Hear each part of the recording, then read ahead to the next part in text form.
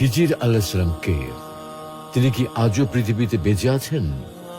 এ ব্যাপারে ইসলাম কি বলে? আসসালামু আলাইকুম ওয়া রাহমাতুল্লাহ। প্রিয় দর্শক, আমাদের সমাজে খিজির আলাইহিস সালাম সম্পর্কে বেশ কিছু রহস্যময় কথা প্রচলিত আছে। যেমন, খিজির আলাইহিস সালাম আবে হায়াত পান করেছিলেন, তাই তিনি আজও জীবিত আছেন এবং কিয়ামত পর্যন্ত জীবিত থাকবেন। তিনি মুসা আলাইহিস সালামের মারফতের গুরু ছিলেন। মুহাম্মদ সাল্লাল্লাহু আলাইহি ওয়াসাল্লামের মৃত্যুর পর উপস্থিত হয়ে শোক প্রকাশ করেছিলেন। তিনি ছিলেন বাদশাহ জুলকারনাইনের খালাতো ভাই। তিনি হজ যাত্রীদের পানি পান করান এবং মেহমানদারি করেন, ইত্যাদি ইত্যাদি। এইসব কথার মধ্যে কিছুটা সত্যতা অবশ্যই আছে, তবে আংশিক সত্যের সাথে যথেষ্ট পরিমাণ বানোয়াট কথা রয়েছে। সত্য, আংশিক সত্য এবং বানোয়াট তথ্য মিলেমিশে এমনভাবে একাকার হয়ে গেছে, কোনটা প্রকৃত সত্য আর কোন কথাটা বানোয়াট তা চিহ্নিত করা বেশ দুরূহ ব্যাপার।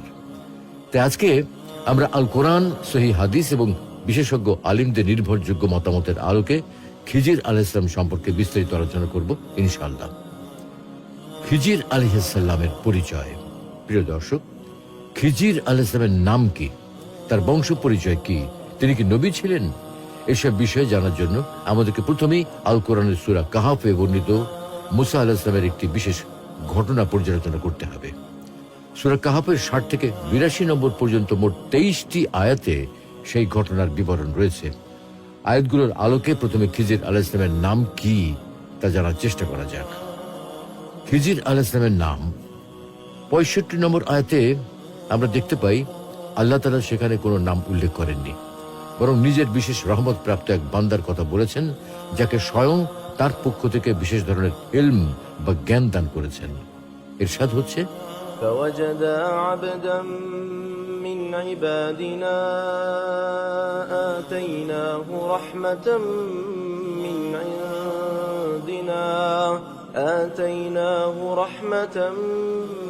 عندنا وعلمناه من لدنا علما।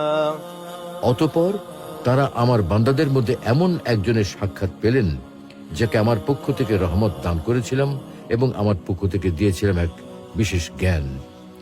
এই আয়াতে কোনো নাম বা উপাধি উল্লেখ করা হয়নি, বরং নামবিহীন একজন জ্ঞানী ব্যক্তির কথা উল্লেখ করা হয়েছে। তাহলে প্রশ্ন আসতেই পারে, খিজির নামটি বা এলো কোত্থেকে? কেন তাকে খিজির নামে অভিহিত করা হচ্ছে? এখানে চলে আসে হাদিসের প্রসঙ্গ। সহিহ আল বুখারীতে একটি বর্ণনা রয়েছে, যেখানে তাকে খাদির বলে উল্লেখ করা হয়েছে। আরবিতে খাদির অর্থ সবুজ শ্যামল। উক্ত হাদিসে তাকে এই নামে নামকরণের কারণও বর্ণনা করা হয়েছে।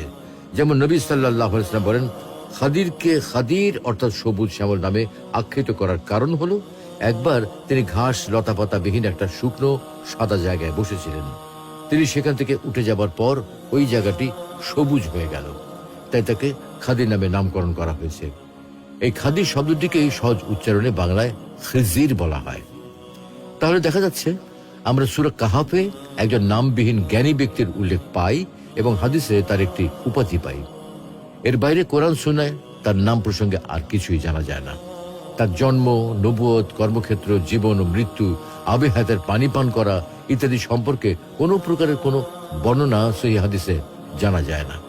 তবে বিভিন্ন ইতিহাস গ্রন্থে তার নাম ও বংশ পরিচয় উল্লেখ করা হয়েছে। যেমন তার নাম প্রসঙ্গে লেখা হয়েছে, তিনি হলেন বালিয়া ইবনে মালিকান ইবনে ফালে ইবনে আমের ইবনে শালেখ ইবনে আর ফখশাদ ইবনে সাম ইবনে নূহ আলাইহিস সালাম। তার উপনাম আবুল আব্বাস এবং উপাধি খিজির। অবশ্য এই বর্ণনার কোনো ভিত্তি নেই। খিজির আলাইহিস সালাম কি নবী ছিলেন? খিজির আলাইহিস সালাম কি নবী ছিলেন নাকি আল্লাহর ওলি ছিলেন, এ বিষয়ে আলেমদের মাঝে মতভেদ রয়েছে। অধিকাংশ আলেমদের মতে তিনি নবী ছিলেন, কেননা সূরা কাহাফে আল্লাহর পক্ষ থেকে তাকে ইলমে লাদুন্নি বা বিশেষ জ্ঞান দান করার কথা রয়েছে। ইলমে লাদুন্নি ওহীর মাধ্যমে দেওয়া হয়, আর সাধারণত নবীদের দেওয়া হয়ে থাকে। সুতরাং খিজির আলাইহিস সালামকে যেহেতু ওহীর মাধ্যমে ইলমে লাদুন্নি দেওয়া হয়েছে, তাই বোঝা যায় তিনি নবী ছিলেন। তবে কোন কোন আলেম বলেন, সূরা কাহাফে আল্লাহর পক্ষ থেকে তাকে বিশেষ জ্ঞান দান করার কথা রয়েছে। এই জ্ঞান আল্লাহ তাআলা নবীদের যেমন দান করে থাকেন, তেমনি আউলিয়া কেরামকেও দান করে থাকেন।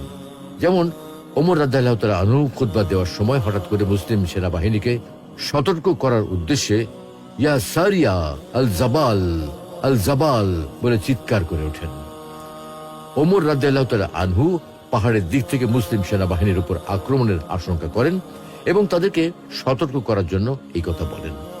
এই বিপদের জ্ঞান ছিল অদৃশ্য জ্ঞান, অথচ নবী না হওয়া সত্ত্বেও তিনি এই জ্ঞান লাভ করেন। তাই বলা যায় ক্ষেত্র বিশেষে কোনো বিষয়ে কারো জ্ঞান থাকতে পারে, এজন্য নবী হওয়া আবশ্যক নয়।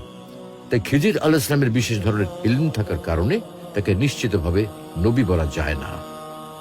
খিজির আলাইহিস সালামের সাথে মুসা আলাইহিস সালামের সাক্ষাৎ। সুপ্রিয় দর্শক, এতক্ষণ আমরা খিজির আলাইহিস সালামের নাম, পরিচয় এবং নবুয়ত সম্পর্কে জানার চেষ্টা করেছি। এবার আমরা তার সাথে মুসা আলাইহিস সালামের সাক্ষাতের সেই বিশেষ ঘটনা আলোচনা করতে চাই। সূরা কাহাফের 60 নম্বর আয়াতে আল্লাহ তাআলা মুসার একটি বিশেষ ঘটনার প্রতি ইঙ্গিত করেন। ঘটনাটির প্রেক্ষাপট প্রসঙ্গে রাসূলুল্লাহ সাল্লাল্লাহু আলাইহি ওয়াসাল্লাম ইরশাদ করেন, একদিন মুসা আলাইহিস সালাম বনী ইসরাইলের সামনে ভাষণ দিচ্ছিলেন। তখন তাকে জিজ্ঞেস করা হলো, সবচেয়ে জ্ঞানী ব্যক্তি কে? তিনি বলেন, আমি। আল্লাহ তার এই কথায় অসন্তুষ্ট হলেন, কেননা সবচেয়ে জ্ঞানী কে তা আল্লাহ ব্যতীত কেউ জানেন না।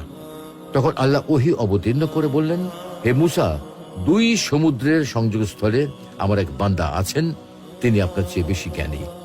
সম্ভবত এখানে 2 সমুদ্রের সঙ্গমস্থল দ্বারা পারস্য সাগর ও রোম সাগরের মিলনস্থল বোঝানো হয়েছে। তো সে যাই হোক, এটা জানতে পেরে মুসা আলাইহিস সালাম বললেন, হে রব, আমি তার কাছে কিভাবে যেতে পারি? আল্লাহ বলেন, থলের মধ্যে একটা মাছ নিয়ে রওনা হন, যেখানে মাছটি হারিয়ে যাবে সেখানেই তাকে খুঁজে পাবেন। মুসা আলাইহিস সালাম রওনা হলেন, সঙ্গে ছিলেন তার খাদেম ইউশা ইবনে নুন। তারা মাছ সঙ্গে নিলেন। চলতে চলতে সমুদ্রের পাড়ে একটা বিরাট শিলাখণ্ডের কাছে পৌঁছালেন। সেখানে তারা বিশ্রামের জন্য থামলেন এবং পাথরের উপর মাথা রেখে ঘুমিয়ে পড়লেন। শিলাখণ্ডটির নিচে একটা ঝর্ণা ছিল, যাকে হায়াত বলা হতো, কেননা কোন মৃতের উপর ওই ঝর্ণার পানি পতিত হলে তা জীবিত হয়ে উঠত। সেই মাছটির উপরও ওই ঝর্ণার পানি পড়ল এবং সঙ্গে সঙ্গে তা লাফিয়ে উঠল। তারপর মাছটি সুড়ঙ্গের মতো পথ করে সমুদ্রে নেমে গেল। মাছটি যেখান দিয়ে গেল, আল্লাহ সেখানে পানির প্রবাহ বন্ধ করে দিলেন এবং সেখানে একটা সুড়ঙ্গের মতো হয়ে গেল। যখন তিনি জাগলেন, তার সাথী তাকে মাছটির সংবাদ দিতে ভুলে গিয়েছিলেন। সেদিনের বাকি সময় ও পরবর্তী রাত তারা চললেন। যখন ভোর হলো, মুসা আলাইহিস সালাম খাদেমকে বলেন, নাশতা নিয়ে আসো, সফরে ক্লান্ত হয়ে পড়েছি। মূলত যে স্থানে তার সাথে খিজির আলাইহিস সালামের সাক্ষাৎ হওয়ার কথা, সেই স্থান অতিক্রম করার পর থেকেই তিনি ক্লান্তি অনুভব করছিলেন। তো যাই হোক, খাদেম থলে থেকে খাবার হিসেবে নিয়ে আসা মাছ বের করতে গেলেন, কিন্তু থলেতে হাত দিয়ে দেখেন মাছটি সেখানে নেই। তখন খাদেম ইউশা ইবনে নুন মুসা আলাইহিস সালামকে জানালেন, قال أرأيت إذ أوينا إلى الصخرة فإني نسيت الحوت وما أنسانيه إلا الشيطان أن أذكره واتخذ سبيله في البحر عجبا। আপনি কি লক্ষ্য করেছেন, আমরা যখন প্রস্তর খণ্ডের নিকট বিশ্রাম নিচ্ছিলাম, তখন আমি মাছের কথা ভুলে গিয়েছিলাম। শয়তানি আমাকে এই কথা স্মরণ রাখতে ভুলিয়ে দিয়েছিল। মাছটি আশ্চর্যজনকভাবে সমুদ্রে পথ তৈরি করে চলে গেছে। মুসা আলাইহিস সালাম বললেন, আমরা তো সেই স্থানটিরই অনুসন্ধান করছিলাম। তারপর তারা নিজেদের পদচিহ্ন ধরে ফিরে চললেন এবং একসময় ওই শিলাখণ্ডের কাছে ফিরে আসলেন। সেখানে এসে এক ব্যক্তিকে কাপড় জড়ানো অবস্থায় পেলেন। কাপড় জড়ানো ব্যক্তিটি হলেন আল্লাহর পক্ষ থেকে বিশেষ জ্ঞানপ্রাপ্ত খিজির আলাইহিস সালাম। মুসা আলাইহিস সালাম তাকে সালাম দিলেন, পরিচয় ও কুশল বিনিময় শেষ করলেন। পবিত্র কোরআনে এ ব্যাপারে উল্লেখ আছে, هل أتبعك على أن تعلمني مما علمت رشدا। মুসা আলাইহিস সালাম তাকে বললেন, আমি কি এই শর্তে আপনার অনুসরণ করতে পারি? সত্য পথে যে জ্ঞান আপনাকে শেখানো হয়েছে তা থেকে আপনি আমাকে কিছু শিক্ষা দেবেন? খিজির আলাইহিস সালাম বললেন, আপনি আমার অনুসরণ করতে পারেন, তবে আমার সাথে থাকাকালে যেসব ঘটনা ঘটবে তা দেখে আপনি হয়তো অধৈর্য হয়ে যাবেন। এই কথার পর মুসা আলাইহিস সালাম এবং খিজির আলাইহিস সালামের মাঝে 3টি ঘটনা ঘটে। খিজির আলাইহিস সালাম দরিদ্র জেলেদের একটি নিখুঁত নৌকাকে কিছুটা ক্ষতিগ্রস্ত করেন একটি শিশুকে হত্যা করেন এবং দুটি এতিম ছেলের বাড়ির ক্ষতিগ্রস্ত দেয়াল মেরামত করেন। এই বিষয়গুলো মুসা আলাইহিস সালামের দৃষ্টিতে খুবই অযৌক্তিক এবং অন্যায় কাজ ছিল।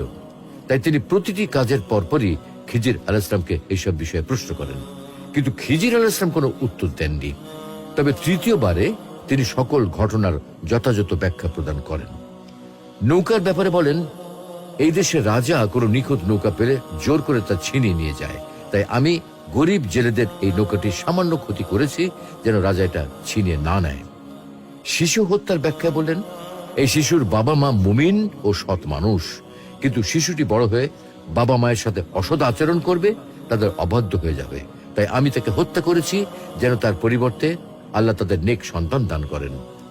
আর এই দেয়াল মেরামতের ব্যাপারে বললেন, এতিম ছেলে দুটির বাবা মা ছিলেন মুমিন এবং তারা দেয়ালের নিচে ছেলেদের জন্য কিছু ধন সম্পদ পুঁতে রেখেছেন, তাই আমি এটি মেরামত করে দিয়েছি যেন তারা বড় হয়ে যথাসময়ে গুপ্তধন সংগ্রহ করতে পারে।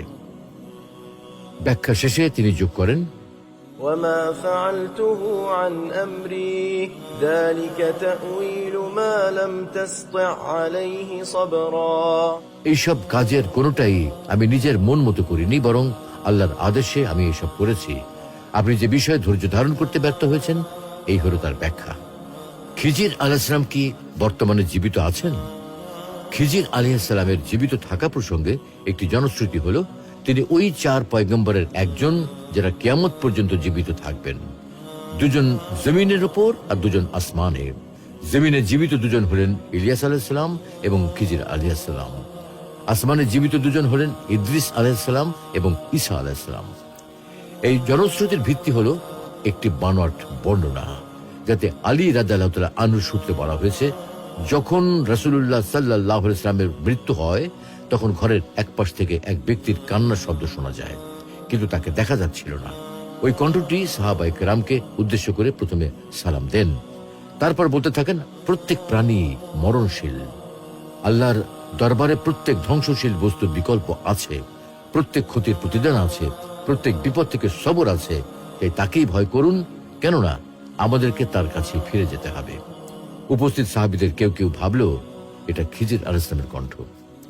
তবে আলেমরা বলেন এই বর্ণনা সম্পূর্ণ বানোয়াট। প্রখ্যাত মুফাসসির ইবনু কাসির রাহমাতুল্লাহি আলাইহি বলেন, আলী রাদিয়াল্লাহু তাআলা আনহু থেকে এই ধরনের কোনো বর্ণনা বিশুদ্ধ নয়, বরং এই বর্ণনার ভিত্তি খুবই দুর্বল। আল্লামা শানকিতি রাহমাতুল্লাহি আলাইহি বলেন, মুহাক্কিক আলিমদের অভিমত হলো, এই বর্ণনাকে যদি সহিহ ধরা হয় তবুও এটা খিজির আলাইহিস সালামের কণ্ঠ হতে পারে না, কারণ এখানে কণ্ঠ শোনা যাচ্ছে কিন্তু ব্যক্তিকে তো আর দেখা যায়নি। হতে পারে এটা ছিল কোনো ইমানদার জিনের কণ্ঠ, যাদের সাধারণত দেখা যায় না। সুতরাং কোনো সুস্পষ্ট দলিল ছাড়া অদৃশ্য এই কণ্ঠকে খিজির আলাইহিস সালামের কণ্ঠ বলা যায় না। পক্ষান্তরে যারা বলেন খিজির আলাইহিস সালাম জীবিত নেই বরং মৃত্যুবরণ করেছেন, তারা বলেন, এক, আল্লাহ তাআলা আমাদের প্রিয় নবী মুহাম্মদ সাল্লাল্লাহু আলাইহি ওয়াসাল্লামকে লক্ষ্য করে বলেন, وما جعلنا لبشر من قبلك الخلد أفإن مت فهم الخالدون। আপনার পূর্বেও কোনো মানুষকে আমি অনন্ত জীবন দান করিনি, সুতরাং আপনার মৃত্যু হলে তারা কি চিরঞ্জীব হবে? দুই, রাসূলুল্লাহ সাল্লাল্লাহু আলাইহি ওয়াসাল্লামের জীবনের শেষ দিক সাহাবীদের লক্ষ্য করে বলেন, এই রাত থেকে 100 বছর পর আজ যারা পৃথিবীতে আছে তাদের কেউই জীবিত থাকবে না। তিন, খিজির আলাইহিস সালাম রাসূলুল্লাহ সাল্লাল্লাহু আলাইহি ওয়াসাল্লামের আমলে জীবিত থাকলে তার কাছে উপস্থিত হয়ে ইসলামের সেবায় আত্মনিয়োগ করা তার জন্য অপরিহার্য ছিল, কেননা হাদিসে বলা হয়েছে, মুসা আলাইহিস সালাম জীবিত থাকলে আমার অনুসরণ করা ছাড়া তারও গত্যন্তর ছিল না, কারণ আমার আগমনের ফলে তার দিন রহিত হয়ে গেছে। চার, বদরের প্রান্তরে রাসূলুল্লাহ সাল্লাল্লাহু আলাইহি ওয়াসাল্লাম বলেছিলেন, হে আল্লাহ, যদি আপনি এই ক্ষুদ্র দলটিকে ধ্বংস করেন তবে জমিনের বুকে আপনার ইবাদতকারী কেউ থাকবে না। আল্লামা মাউসিলি রাহমাতুল্লাহি আলাইহি বলেন, খিজির আলাইহিস সালাম ও ইলিয়াস আলাইহিস সালাম দীর্ঘ জীবন পেয়েছেন। তারা রাসূলুল্লাহ সাল্লাল্লাহু আলাইহি ওয়াসাল্লামকে দেখেছেন বা কথা বলেছেন, তারপরে বেঁচে আছেন ইত্যাদি অর্থে বর্ণিত সকল হাদিসই মিথ্যা ও ভিত্তিহীন। ইমাম আহমদ ইবনে হাম্বল রাহমাতুল্লাহি আলাইহিকে খিজির আলাইহিস সালাম ও ইলিয়াস আলাইহিস সালামের দীর্ঘ জীবন ও জীবিত থাকার বিষয়ে জিজ্ঞাসা করা হয়। তিনি বলেন, শয়তানি এই বিষয়টি মানুষদের মধ্যে প্রচার করেছে। ইমাম বুখারী রহমতুল্লাহ আলাইহিকে প্রশ্ন করা হয়, খিজির আলাইহিস সালাম ও ইলিয়াস আলাইহিস সালাম কি এখনো জীবিত আছেন? তিনি বলেন, এটা অসম্ভব। কারণ এক রাতে রাসূলুল্লাহ সাল্লাল্লাহু আলাইহি ওয়াসাল্লাম বলেন, তোমরা আজকের রাত্রিটির কথা মনে রাখবে। আজ রাতে পৃথিবীর বুকে যারা আছে, আজ থেকে 100 বছরের মাথায় তাদের কেউই পৃথিবীতে অবশিষ্ট থাকবে না। ইবনুল জাওজি রহমতুল্লাহ আলাইহি খিজির আলাইহিস সালাম ও ইলিয়াস আলাইহিস সালামের দীর্ঘ জীবনের বিষয়ে বলেন, এই কথাটি কোরআনের আয়াতের পরিপন্থী। তাই এই সব দলিল প্রমাণ দ্বারা বোঝা যায় পৃথিবীর কোন মানুষই চিরঞ্জীব নয়। খিজির আলাইহিস সালামও চিরঞ্জীব নন। সুতরাং খিজির আলাইহিস সালাম বর্তমানে বেঁচে নেই। অতএব যারা তার সাথে সাক্ষাতের দাবি করে, তারা এমন কিছু দাবি করে যা কোরআন সুন্নাহ সম্মত নয়। সুপ্রিয় দর্শক, আমাদের সমাজে খিজির আলাইহিস সালাম সম্পর্কে নানা রকম মুখরোচক কথা প্রচলিত আছে। কোরআন সুন্নাহর বিপরীতে বিভিন্ন ব্যক্তির কথার উপর ভিত্তি করে বিভিন্ন বক্তব্য প্রচলিত হয়েছে। তাকে বাদশাহ জুলকারনাইনের সিপাহ সালার মতান্তরে তার আত্মীয় ছিলেন বলে প্রচার করা হয়। জুলকারনাইনের সাথে আবে হায়াত খুঁজতে গিয়ে তিনিও আবে হায়াত পান করে অমর হয়েছেন বলে বর্ণনা করা হয়। সূরা কাহাফে জ্ঞানী ব্যক্তি খিজির আলাইহিস সালামের সাথে মুসা আলাইহিস সালামের ঘটনা বর্ণনা করার পরপরই বাদশাহ জুলকারনাইনের ঘটনা বর্ণনা করা হয়েছে। খুব সম্ভবত এ কারণেই এমন ভ্রান্ত ধারণা সৃষ্টি হয়েছে। কিন্তু কোরআনুল করিম বা হাদিসের কোথাও এ ব্যাপারে কোনো উল্লেখ না থাকায় স্বাভাবিকভাবেই এই মত গ্রহণযোগ্য হতে পারে না। বরং পবিত্র কোরআনুল করিম এবং হাদিসের আলোকে এই কথা সুস্পষ্টভাবে প্রতীয়মান, খিজির আলাইহিস সালাম মুসা আলাইহিস সালামের সমসাময়িক একজন মননশীল মানুষ ছিলেন, যাকে আল্লাহ রাব্বুল আলামিন কিছু বিশেষ ইলম দান করেছিলেন, ইলমে লাদুন্নি দান করেছিলেন। আল্লাহ রাব্বুল আলামিন আমাদের সকলকে দ্বীনের সঠিক বুঝ দান করুন, কোরআন সুন্নাহর সঠিক সমঝ দান করুন। আমিন।